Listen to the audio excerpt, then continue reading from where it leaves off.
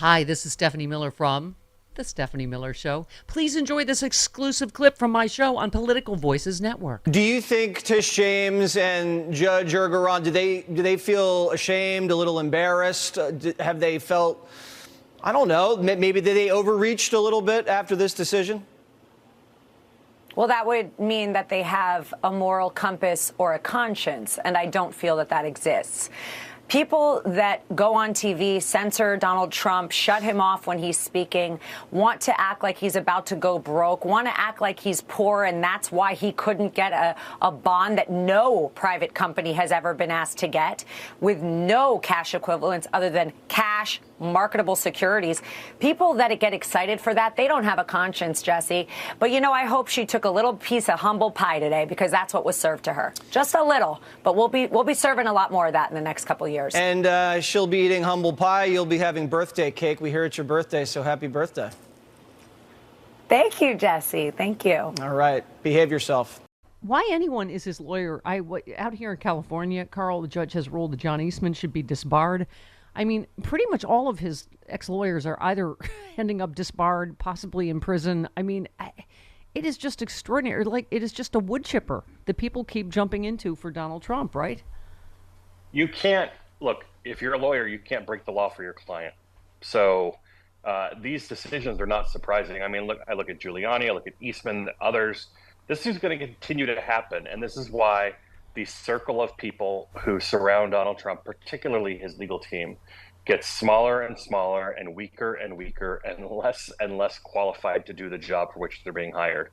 I mean, look at, his current counsel, who continues to miss deadlines and losing him, opportunities for appeal based on her inability to put filings in properly. Yep. So, it's not surprising.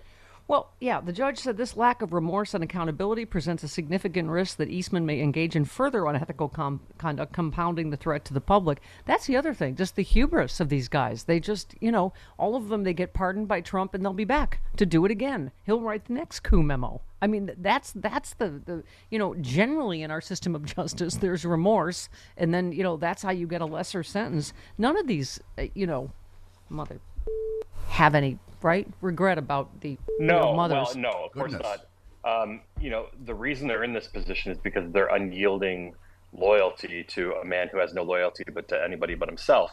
And so their only way out of this is more of that. Yeah. If they're not willing to tell the truth about what they did for him, then their only way out of this is making sure that he gets elected so that they can be pardoned if their crime was federal. I mean, There's also a number of people who are up on state charges where the president can't pardon them.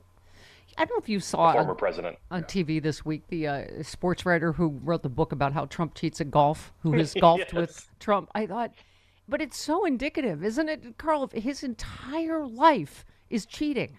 I mean, it's just right up through this. It's a victimless crime. All his cheating, on taxes and with insurance companies and banks. And I just thought Rick Riley is his name, calling BS on Trump after he declared himself the winner of both the club championship and the senior championship at Trump International Golf Club. He said he's never won a championship, but of course he doesn't own and operate. He's played in Pebble Beach, Tahoe, where there are rules and judges and cameras, and in those he's never finished in the top half. So he wins when anybody who disagrees he won is out of the club. That's how he gets it. I mean, this guy has cheated at everything his entire life, on every election, on his wives, at golf. Go ahead. All the people that he's hired to do work for him, the list goes on and on and on.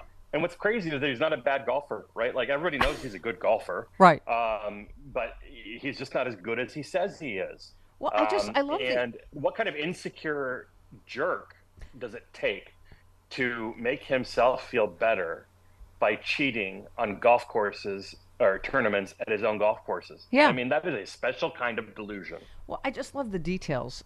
So he said Trump even confessed one of his methods. When he buys a golf course, he plays the first round alone and declares himself the course champion.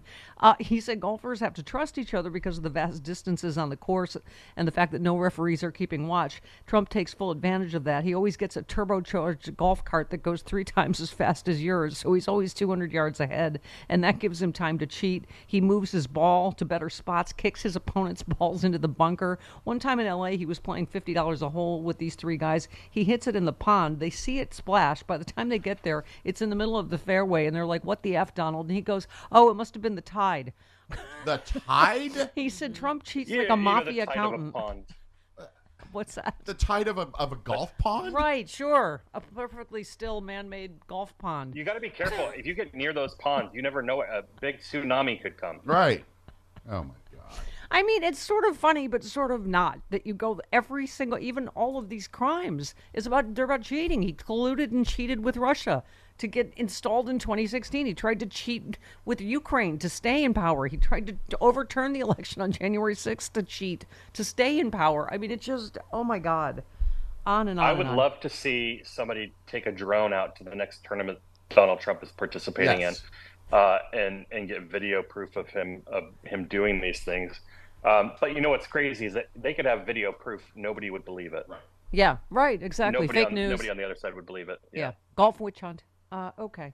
So this on cue, by the way, we were mentioning Bobby Kennedy Jr. choosing the 38-year-old multi-gazillion, billionaire The one who who might was be able to married buy his way onto ballots in swing states. Yeah, she got her money because she was married to Sergey Brin of Google. Google, yes, and also she noted water mozzarella, Elon Musk. I believe she's also an anti-vaxxer, so they're right at home. Yes. She is. Oh, she says she's not, but she thinks they cause autism, which is... That's anti-vax. Yeah, that's an anti-vaxxer. Okay. Right. So Trump yesterday called Bobby Kennedy Jr.'s campaign great for MAGA. Yes, that's why it's all like Republicans that are backing him, and right, Roger Stone, Steve Bannon that are propping him up. He said, RFK Jr. is the most radical left candidate in the race by far. He's a big fan of the Green New Deal and other economy-killing disasters. I guess this would mean he's going to be taking votes from crooked President Biden, which would be a great service to America. His running mate, Nicole Shanahan, is even more liberal than him, if that's possible. Kennedy's a radical left Democrat and always will be. Great for MAGA! But the communists will make it very hard for him to get on the ballot. He said he's crooked Joe Biden's political opponent, not mine. I love that he's running. Oh, my God. This is, but this is like, man of the people, Bobby Kennedy, hooking up with this 11 billionaire to buy his way onto ballots in swing states to, Joe Biden is what this is, Carl. And it is a little bit terrifying that those is, little but they're slivers. Still going to lose. Huh? Say again. It is, but they're still going to lose. I think so, but it is terrifying because we have Jill Stein PTSD and Ralph Nader PTSD. Of course we do. And I think that is what, look, Jill Stein was still on the ballot after Ralph Nader, right? And, Ralph Nader was still on the ballot after Ralph Nader in 2000. And he did not take enough of the votes in subsequent elections to impact the presidential final tally. I think progressives are smart enough, and we'll need to keep reminding them that there is a stark contrast in this race, and that anything that puts Donald Trump back in the White House risks them never having another opportunity to elect a progressive ever again. Yeah. I mean, and speaking of, stuff that Russia's going to get in and start ginning up those divisions, I already saw someone say, oh, well, he tried to run as a Democrat, but the Democrats rigged the primary. No. I'm like, here we go again, right? They didn't, first of all, they didn't have a primary when Obama wasn't the incumbent. He is a complete crackpot, right? I mean, it's just, but here we go with the rigged primary, right? Like Bobby Kennedy had a chance of winning, right? No, exactly. Well, and look, the conspiracies are going to fly fast and furious with a candidate whose entire persona is conspiracy theories. Have you gotten your Trump Bible yet? Your God Bless the USA Bible? Interesting point there, but I do want to tell you that I am now selling a God Bless the USA, United States of America on Planet Earth Encyclopedia Britannica set.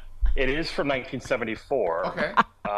But we're very hopeful that it'll sell really well. I used Encyclopedia Britannica. I believe I cribbed a bunch of stuff from that. Well, sure. Hoping the nuns wouldn't notice. I got that reference. So, where do we start? We were saying about the latest Russia story about being involved in ginning up all these conspiracy theories, whether it's in England, bullying Kate Middleton, or this latest, the bridge collapse. Carl, I think we are going to be up against some factors in this election that we haven't before, including AI, including Russia turning it to 11 with new techniques, right?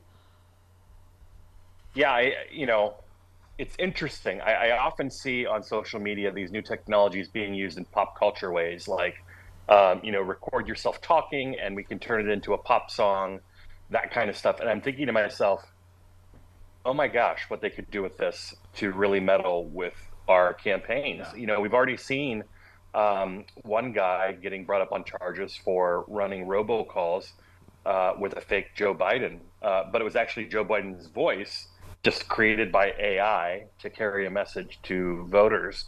And so we got to get a handle on this. And, the thing that I worry about is that there are a lot of people out there who already believe they've seen something that has not happened and is not part of AI. What's going to happen when they can say, no, I saw him say it on CNN? And what they really saw was a fake video on Twitter. Yeah. Yeah, exactly, Carl. And, in particular, we were talking about this Baltimore tragedy, which clearly was an accident in which the ship lost power.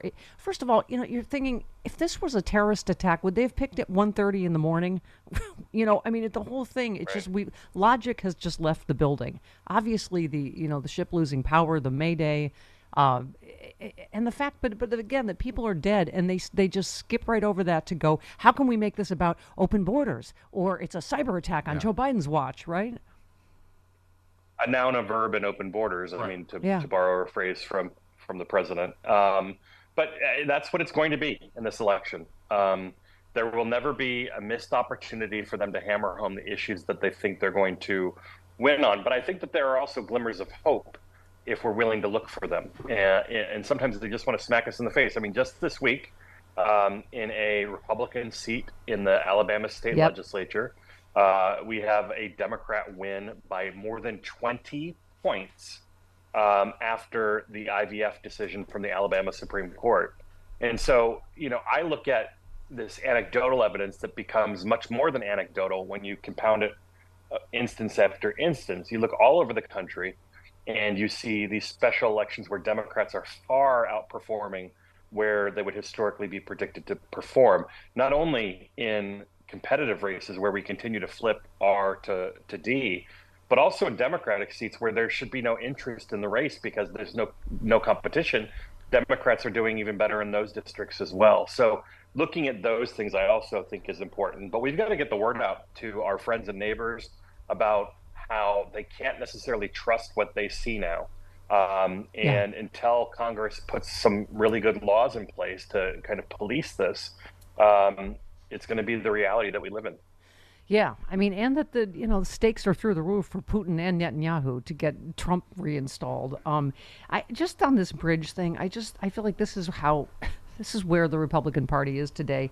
One Republican being slammed for making jokes about the deadly Baltimore bridge collapse. A lot of Republicans used it to promote conspiracy theories, attack the Biden administration or Democrats. So far-right Representative Mike Collins, Republican of Georgia, joked about it. He said, Baltimore obviously won't rename the new bridge after Francis Scott Key again. Any guesses on the new bridge name? Students for Trump co-founder said George Floyd Fentanyl Memorial Bridge. One journalist said, would you have the guts to tell that joke to the divers who spent all day in the water trying to save the 6 that are missing? It just, when Frank Luntz tells us, oh, whatever happened to when they go low, we go high. It's God, really? shut up. This version against Trump and this version of he just went after the judge's daughter again in this case a day after a gag order was and by the way, lied about her on top of it, right? Of course, yeah. Look, I think it's good that the judge has put a gag order in place. We cannot expect Trump to abide by the gag order. So I hope that the judge who put it in place understands that in putting it in place, he also has to be willing to enforce it. Yes. It's this is Judge Merchan who's overseeing this is the hush money case that will be starting April 15th. He went after his daughter a day after the judge slapped him with a gag order. Trump called the gag order unconstitutional. No.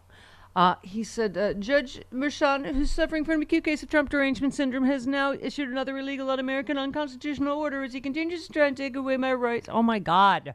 The whininess and the repetition, it's going to melt all of our brains. Carl, you've heard this is going to be the longest campaign ever, right? We have our nominees earlier than any time in history.